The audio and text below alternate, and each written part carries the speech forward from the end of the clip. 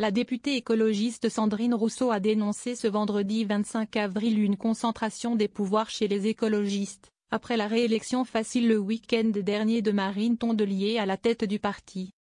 Si est un parti dans lequel il y a une forme de concentration des pouvoirs, de personnification et d'absence de contre-pouvoir, a accusé la députée de Paris, critique régulière de Marine Tondelier, sur Sud Radio.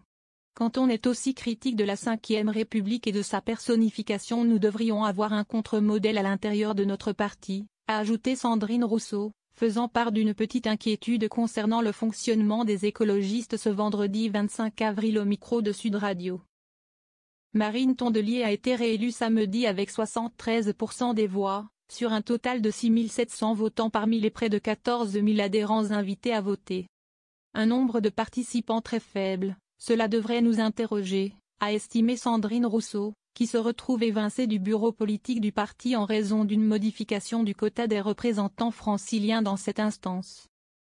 Un second résultat attendu ce samedi. Marine Tondelier a explosé médiatiquement depuis la formation du nouveau Front populaire, notamment grâce à sa fameuse veste verte, ce qui lui vaut ses critiques en personnification. La secrétaire nationale doit également faire face à des reproches sur sa gestion de l'affaire Julien Bayou, son prédécesseur à la tête du parti, et l'échec cinglant des européennes, 5,5%. Plus récemment, elle a évincé de sa liste pour le congrès le maire de Grenoble Éric Piolle, qui souhaitait devenir porte-parole, mais à qui elle a préféré un autre candidat.